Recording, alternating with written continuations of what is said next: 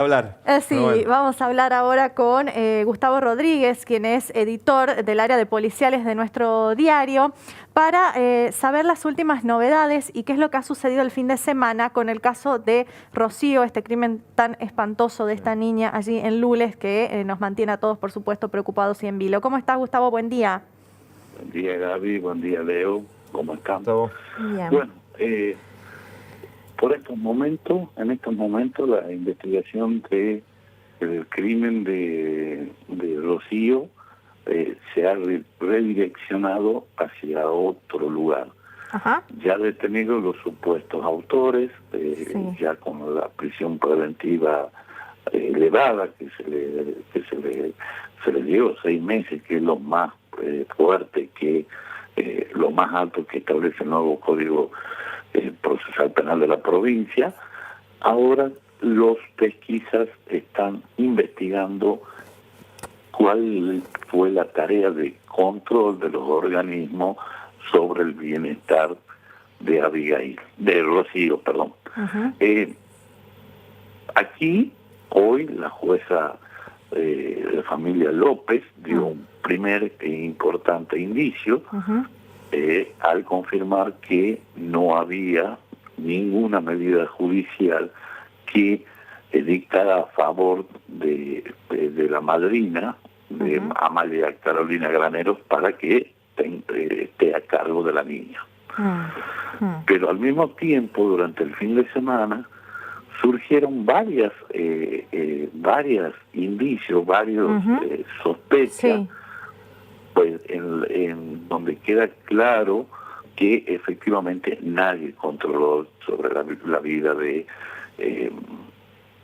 Rocío. O sea, Gustavo, perdón, es decir que esta familia, o sea, estos vecinos, ¿no? En principio, amigos, Sí. se llevaron a la nena cuando su mamá estaba internada sin ningún tipo de instrumento legal y se quedaron con ella y con su hermanito. Con ella y con su hermanito, Claro. sí, con los dos. Esa es una situación irregular, Claro, muy claro. irregular, pero hay otras situaciones que agravan aún más el problema. El nombre de Rocío Sí. no solo aparece en un expediente, en el expediente judicial por su muerte, sino que ya hay un antecedente en el 2019. En ese año, su papá fue procesado por haber abusado de sus hermanastras de 8 y 10 años. Y en la fiscal María del Carmen Reuter, que investigó ese caso, tal como indican las normas, pidió un informe a la DINAIF sobre cómo era un informe socioambiental sobre cómo era la vida de los otros convivientes de las víctimas.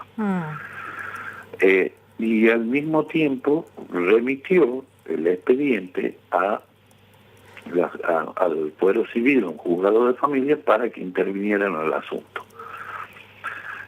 Según trascendió, ese informe que había solicitado la fiscal Reuter en el 2019 a la DINAIF, recién habría ingresado a tribunales el viernes, y en el que se confirmaba el trágico deceso de la niña, ¿sí? Tampoco hay precisiones sobre qué hizo la jueza López sobre el planteo que le hizo la fiscal Reuter, advirtiéndole que había una situación irregular en el seno de esa familia. Gustavo. ¿Sí? Sí, te escucho. ¿Cómo te va? Discúlpame, pero yo sigo sin entender, soy medio cabeza dura. ¿Cómo puede ser posible si la mujer está internada, la madre de los chicos, y vengo yo, que soy un vecino, ¿qué le digo a la enfermera? Mire, me los llevo a los chicos, yo los cuido hasta que se recupere la madre. No, tendría que haber habido un asistente social, o alguien que avale la salida de los dos niños con vecinos o con tía. O sea, alguien ya de por sí alguien tiene que haber puesto una firma para que estos chicos salgan. Sí, déjame que termine de contar. Soy ansioso, Gustavo, perdóname, soy ansioso. No, bueno. Aparte me debes cositas vos. Después te voy a escrachar al aire. Sí. Después, a fines de marzo, Sí. ¿sí?, de este año, ingresa a la Fiscalía de Violencia de Género una denuncia de maltrato infantil en contra de Rocío, y la acusada es su madre. Ajá. La denunciante Sí. es justamente La madrina, Amalia, entre la madrina, comillas, digamos. Amalia Graneros. Sí. ¿Qué hace el fiscal Zapata? El fiscal Zapata, ante la sospecha de que estaba ante un caso grave, además teniendo en cuenta el antecedente del abuso de sus medias hermanas, Sí. pide una medida de restricción en favor de la niña Claro. y contra la madre. Ujú. ¿Sí? Ujú. Entonces, la niña, no, por esa resolución judicial, Claro, no podía estar con su la madre. niña no podía Ujú. estar con su madre. Mm.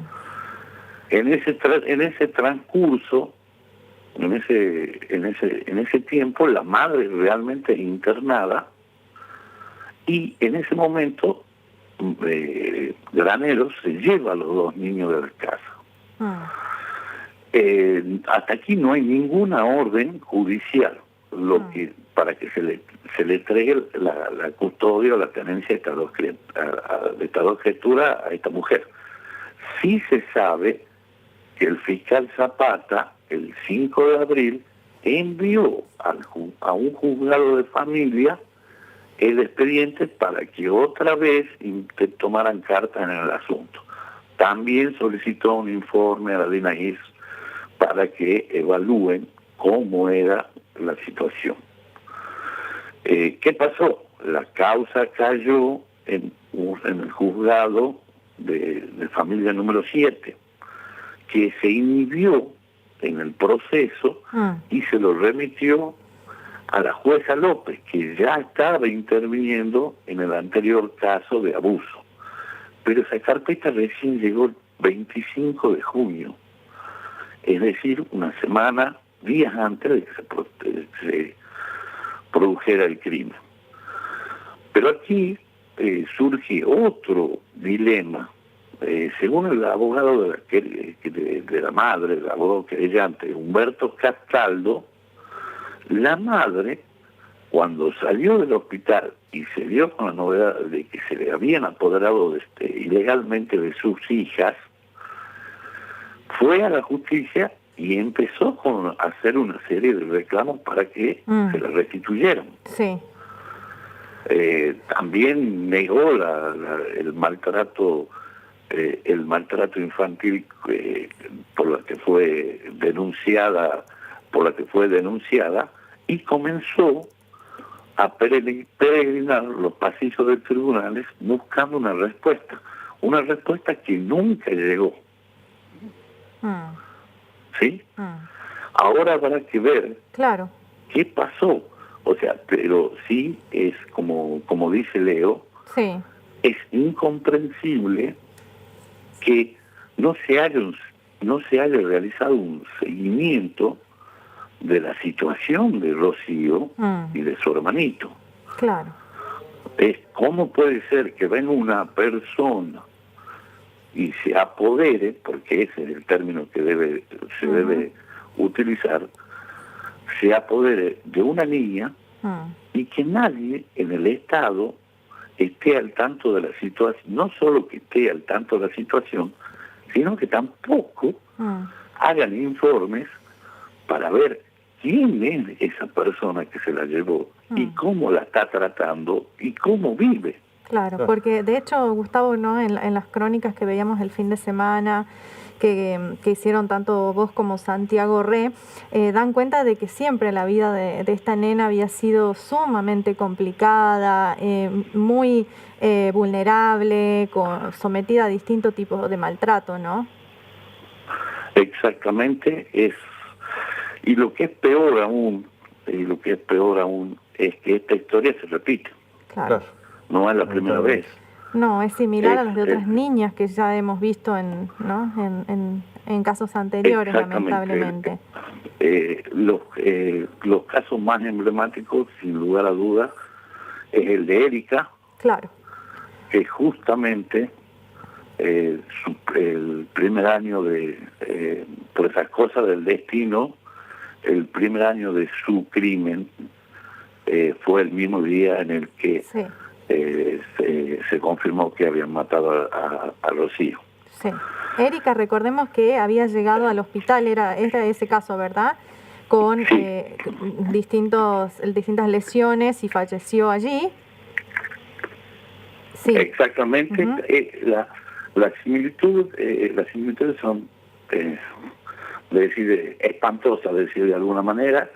Acá también hay el otorgamiento de una tenencia de manera irregular. Uh-huh. No nos olvidemos que Erika fue entregada al cuidado de sus abuelos en un seno familiar donde había antecedentes de violencia doméstica y de violencia de género, y también que no se hicieron los controles respectivos durante el tiempo que estuvo, casi el año que estuvo con ellos. Inclusive la fiscal Adriana Giannoni hizo 2 causas por este caso. Por un lado, pidió que se enjuiciaran a los abuelos uh-huh. por el crimen, uh-huh. y después pidió que se iniciara una investigación en contra de varios funcionarios de la DINAIF por incumplimiento a los deberes de funcionario público. Uh-huh. La entrevistamos a la doctora Giannoni. La doctora Giannoni nos dijo que ellos tenían la esperanza de que con una sanción de tipo penal las cosas cambien en la DINAIF. Pero lamentablemente claro. Se equivocó, según lo que dice. Pero la DINAIF no solo está en la mira por esta situación. Ajá. Hay otras falencias que están teniendo y que no va a faltar mucho tiempo para que también desaten otro escándalo. ¿De qué estamos hablando? El nuevo código establece que todos los menores antes de recibir una condena, con menores conflictos con la ley, por supuesto, antes de recibir una condena, sí. deben ser evaluados por los profesionales de la DINAIF. Uh-huh.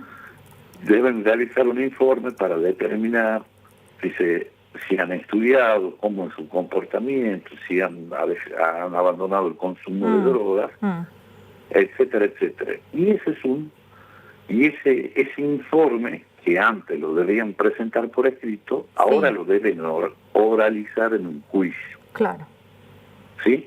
Sí. Bueno, pero el problema es que no se están presentando los juicios.